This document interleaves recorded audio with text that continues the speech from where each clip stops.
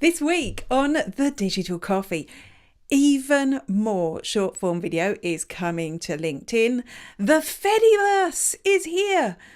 But what even is the Fediverse?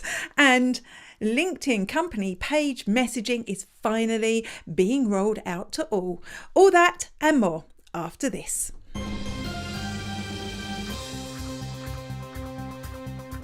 Good morning, and welcome to The Digital Coffee. This is your weekly dose of digital marketing and social media news for small businesses. My name is Amanda Webb. Who am I? Oh yeah, I am a digital marketing ROI specialist consultant trainer, which basically means that I can help you with your analytics, your Google Analytics, your social analytics, how to interpret those so that you spend less time, less money, less energy on your marketing and get more profit as a result. So a big welcome to everyone who's watching. I can see Making has left a comment there already. You are very welcome. Now, Making knows why I have this cup in my hand, because it is full. It is full to the brim. You're going, it's not, because I saw nothing coming out. Well, that's the thing. It's full to the brim of digital coffee, which doesn't exist. But I'm not allowed coffee until the show is done because I talk too fast. But I'd love to know what is in your cup. Making has coffee, which is unconventional, wired to the hilt, like me when I drink coffee, because Making is a tea person. But there you go. Big welcome to Making. So let me know as well if you're watching. I'd love to know what's in your mug. I would love to know where you're watching from in the world. And I would also love to know where you're watching from on the internet. So are you watching on Facebook? Are you watching on not Instagram? I'm not on Instagram. Are you watching on Facebook? Are you watching on YouTube? Are you watching on LinkedIn? Are you watching on Twitter? I can't even say it. I used to be able to say, are you watching on Twitter/X? Do let me know in the comments. I can see there's a number of you watching. So if I don't put your comment on screen, it's because it hasn't made it through all the systems, but I will catch up with you later on. Anyway, I've just realized that I've left my whole thing that tells me what I've got to say over here. So just keep an eye on Rob. I'll be back in a second. Hello, this is Rob Charles, the voice of Mike on Forever FM on Peter Kay's Car Share. BAFTA award winning, I've got to say, but I've not seen the BAFTA yet.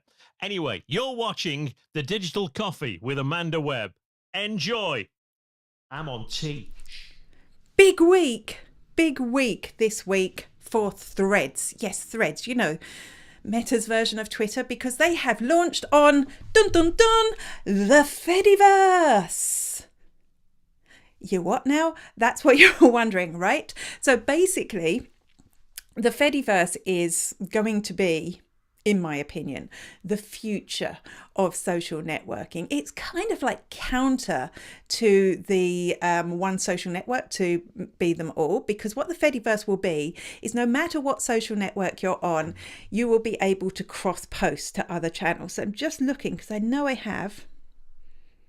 thought I had, but I'm not seeing it there. There he is. Zook in the Fediverse. So Mark Zuckerberg posted on Threads, and that post appeared both on Threads and on Mastodon, which is another social network that supports the Fediverse. Exactly the same posts, as you can see. So bears a little bit of explaining, doesn't it? What is this Fediverse? Well, think of it like your email. You have an email address. You may have chosen a Gmail address. You may have chosen a Yahoo address. It may be connected to your server. But when you send an email from your Gmail address, it doesn't just go to other Gmail addresses. It goes to all other email addresses. It is federated. It goes everywhere. And basically, this is going to be what you do on a social network. Instead of just having separate accounts for every social network, you will have one social account to rule them all. And that will be your Fediverse account. Now, there's lots of other tech jargon I could throw in, but people will be able to choose to follow you, whichever social networks you participate on or whichever social networks they participate on, but it will all be aggregated against the same profile. So all your followers, you'll get a total follow account. all your engagement will be brought together. So no matter, if we put Zook back up again, no matter where people engage with this post, whether they like it or engage in any other way, that will be aggregated against platforms. So it'll be exactly the same number of likes, no matter what platform you go to. Now, at the moment, we're all going, whoa, this just sounds horribly complicated, but it will be the future of social networking. In a couple of years' time, I think we're going to find it hard to believe that we used to go and log into all those different social networks when we could just cross-post from one. It does mean that, each social network will still have its quirks. So, for example, you won't be able to share if that's not part of what the social network does. It will still have its own quirks, but the fact is it will just be one piece of content you send to them all, which kind of makes sense when you think about it, because instead of every social network just being a copycat of the others, we have stories here, we don't have them here. Suddenly everyone has stories and everyone stops their stories. Oh, short form video is a thing. Everyone tries to be TikTok. Now that content will go wherever it is that you want it to go. So that is actually, I think this is a huger story than when I started talking about it, because when you think about it, the future of social media management is going to be different, right, as well, because it will be one piece of content. We've always said you have to edit it wherever it goes, but we already cross-post from Instagram to Facebook, and most of the time, well, we know I'm lazy, don't bother editing it. So these cross-posts will mean that social media managers won't have to edit a post for every single network. I think until it's fully rolled out, we're not going to quite understand how it works, but I do think it is an exciting innovation. I'm really looking forward to seeing this more loose, rather than corporate based, this loose use of social networking in the future. And a bit of me is kind of surprised that Meta have jumped into this as such a large corporation. I thought they were in the running to be the one app that rules them all. But with this, it proves that actually they're just going to be your Gmail or your Yahoo in the future. Right, before I see loads of comments coming in, I have no idea where my glasses are. Before this, I was like, I am so prepared today. Ridiculous. I've never been this prepared in my life, but I can see we've got loads of comments coming in. Ginny, great to see you. Not working today. Of course, it is Good Friday. Myself and Making had a long discussion about whether we were going to do our podcast recording today, and you've just reminded it, sitting snug with the dog. Oh, the rest of the house is asleep. Well, you've just reminded me that we are doing our live podcast recording over on LinkedIn at 10:30 a.m. So you don't have to come and speak. You can come and speak, or you can just come and listen in, where myself and Making will have a bit of banter. We'll talk about internet winners and internet losers, and we'll be talking about one of these stories in more detail. Fediverse sounds good for social media managers. Yes, but to date we've always tweaked our messages, or even something totally different. You know what? I read a book by Andy, the guy who used to be with Content Cow and now he's with Adobe. I read a book by him, I think it was 2 years ago, about actually just posting the same thing everywhere. And I was like, well, yeah, because I focus on creating content for LinkedIn. So I just tend to repost that content elsewhere. If it needs an image, I'll put an image up. If it needs a video, I'll put a video up. But since I read that, I felt I was a little bit off the hook. And you know what? My Instagram engagement's gone way up, more so than my LinkedIn. So I'm not sure if we really do need to tweak. I know it's kind of like the traditional thing that we've always said, but I don't know, do we need to tweak anymore for each social network? I mean, obviously if it needs a video because it's TikTok, but even TikTok's taking on images now. I mean, that's kind of different, but yeah. How will this affect social media companies? Easier for them or no need for them?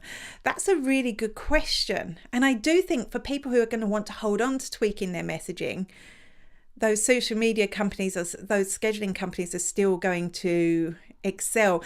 I do think as well, I mean, a lot of them were very fast to incorporate AI. I know Feed Alpha, who we worked with on Analytics Day, they've got some great AI tools built in. They were very fast to adapt to that. So I'm sure they will adapt, but what's it going to be?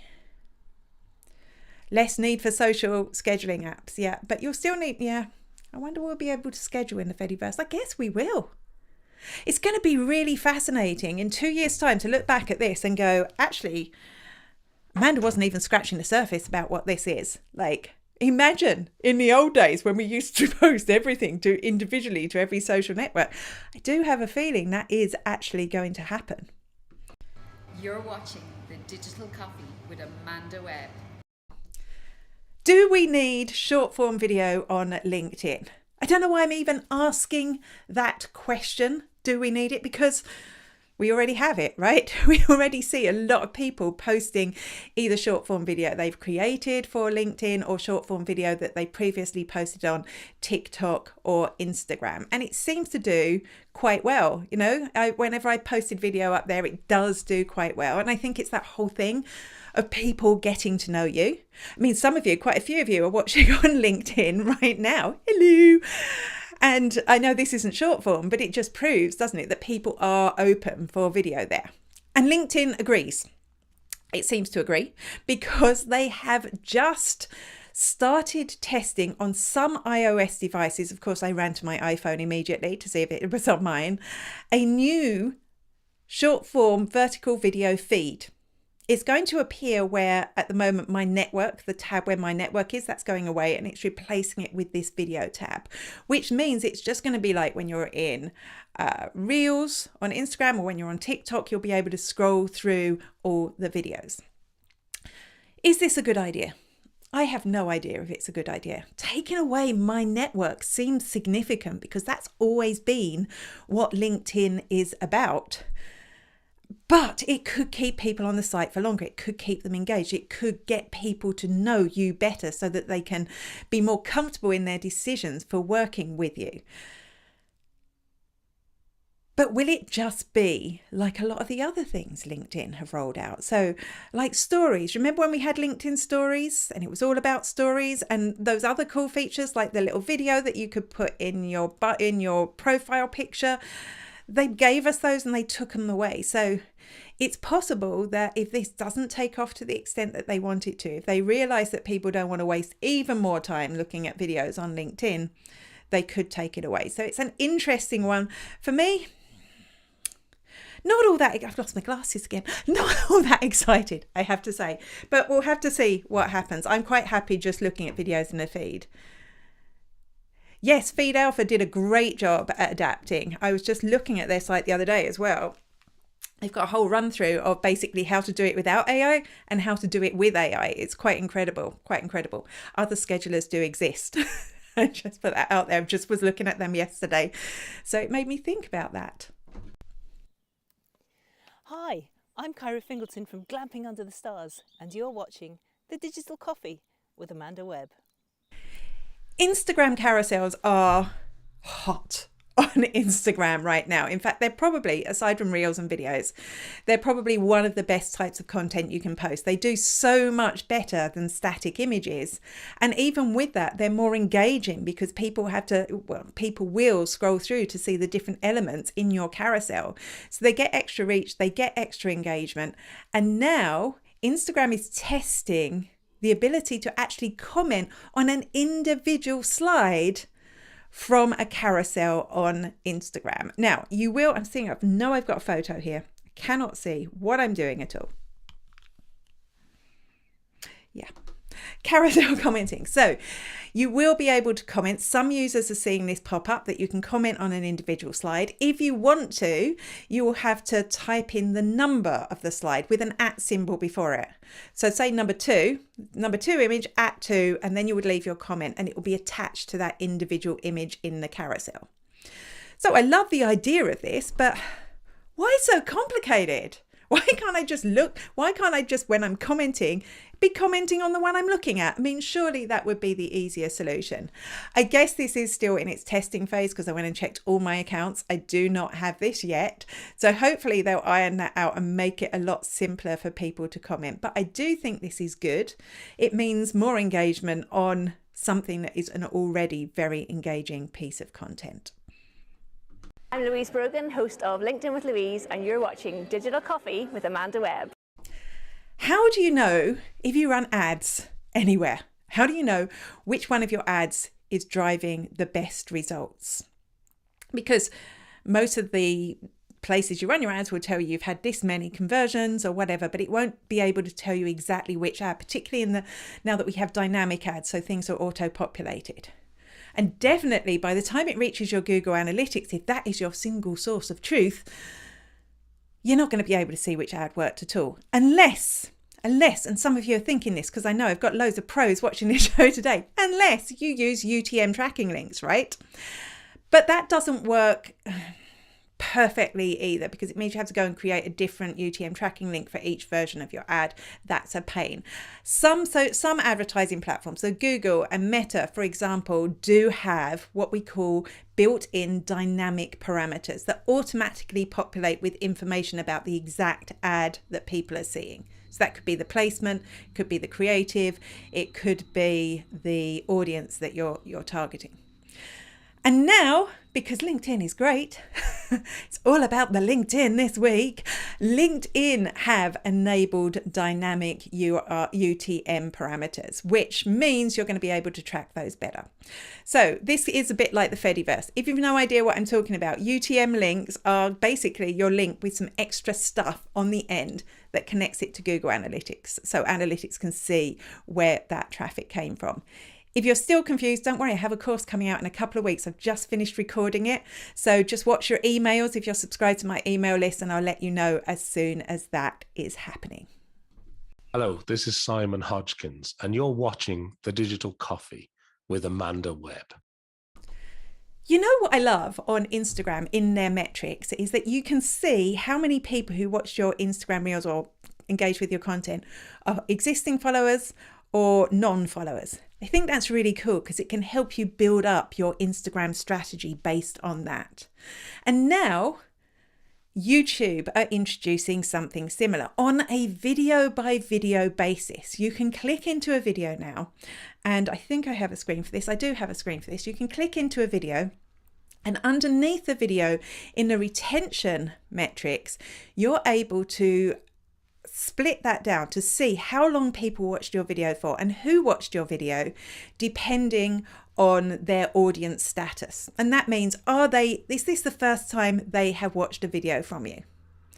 Or are they a returning video viewer? So that's really interesting. So if it's a majority of the first time people have watched a video from you, have a look at the content. Think about why that is. Is it just really good SEO? And then think about what would the call to action be if you were to create videos like this in the future be if it's all new people.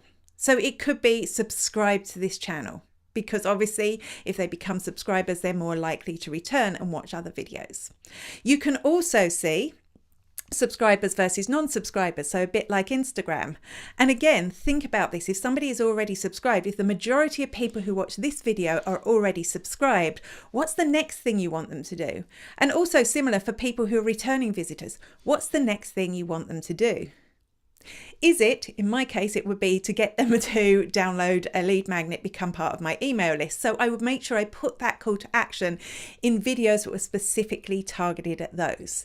So I love this update from YouTube. I think it's going to be really useful for people to plan their content and to think about the stage in the funnel that people are at when they are viewing that content. So a big thumbs up from me. I'm trying to find a button. Good morning, good afternoon, and good evening. This is Jeremiah's J-Man Monero with J-Man Speaks from New York, and you're watching Digital Coffee with Amanda Webb. Make it a great day.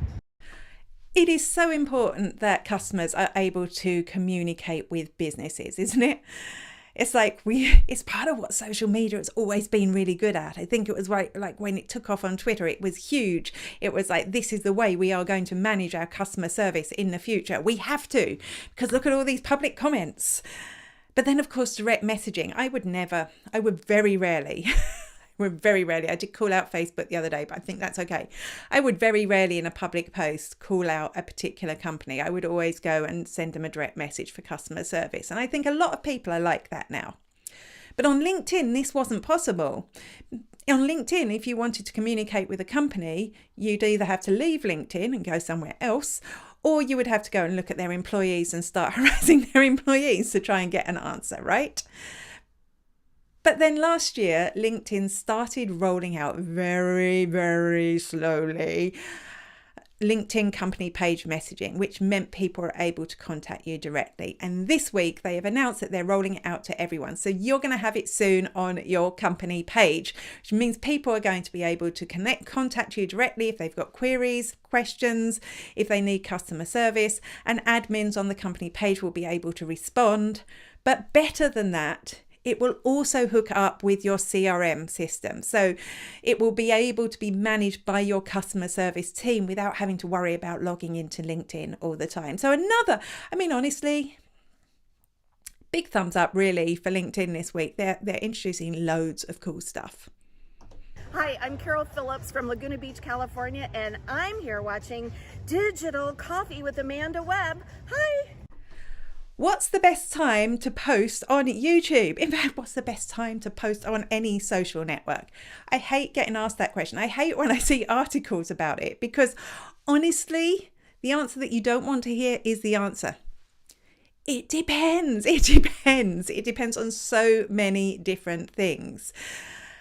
But YouTube have actually just issued some guidance about the best time to post. And it's really, again, it depends. I'm going to need my glasses for this. So it says when you post time sensitive content, so I suppose stuff like this, news stories, anything that's trend jacking, post it immediately that it happens. Makes sense, right? Evergreen content. So, anything that isn't going to expire quickly. They say post it whenever you want to. Does not matter. And thirdly, live video like this one. So a big shout out to anyone watching on YouTube. You should align this when your audience is most likely to be able to consume it, which makes sense, right? Do you know when I started the Digital Coffee, it used to be an afternoon show and nobody watched. It was like, when I moved it to the morning, everyone started watching. So, we know that. But it also says that it doesn't matter if you get it wrong. It says if you get it wrong, if you post during off hours, it could initially slow your video views, but eventually it will even out. So the definitive answer for YouTube, for the best time to post on YouTube is, it depends. It depends. I'm so happy there are so many. I can see loads of people watching. I know you're all on different channels. I know there's some issues with commenting on some channels. But thank you so much for joining me on Good Friday. I'm going to have a hot cross bun with my cup of coffee before